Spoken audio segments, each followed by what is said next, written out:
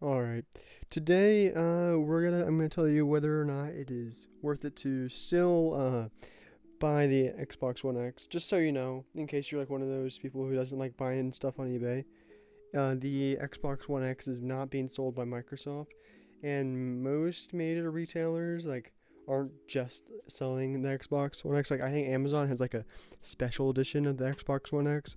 So just letting you know, just heads up, if you just don't trust eBay or something like that, then this video is not for you. Anyways, let's get right into the video. All right, so the first thing that is a con, I'm gonna do like a pros and cons list, and then at the end I'll give you my opinion. Watch the end though, just cause don't you like my cinematic shots right now, by the way? Anyways, the first con would be 1440p. Now 1440p 4K is great. Wait, 4K.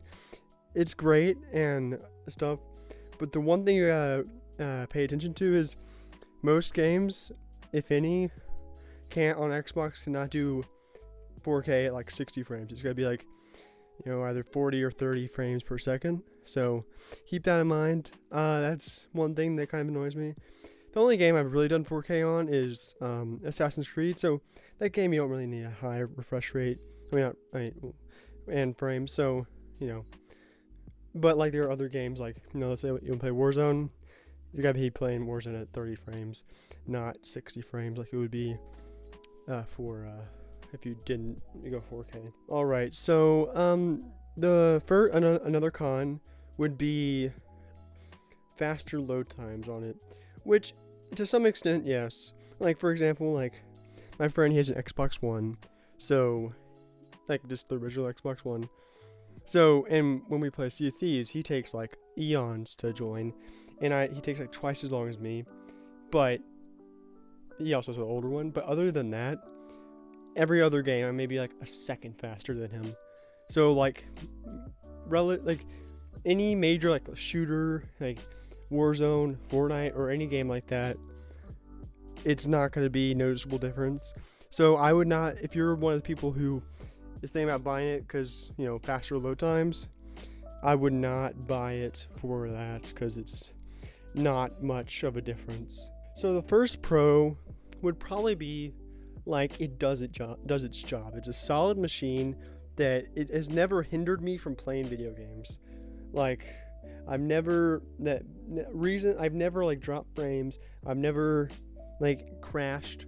I know there are probably game crashes, because it's how video game stuff work. But for me, I've been using this console for a little under 4 years, and I've never crashed. So, yeah, just keep that in mind. So if you want, so it's pretty solid. It does the job great. Also, in case you don't know, you got to remember this. Any console, except for the new one, can only do 60 frames per second. So just keep that in mind. Again, it's kind of a given, but yeah. All right, another pro would be the price. So when I bought it for like a little under $600, and yeah, this now is going for like $250 to $300 right now. So like I said, but you can only buy it on eBay. And the price is definitely gotta go down even more, especially when the new Series X and S come out. So keep that in mind. So like personally, if you're watching this video and you're like, man, I really want this now, I'd wait till after the official release, because the market for like any Xbox One is gonna be like immensely cheaper. So yeah, that's definitely a pro, is the price.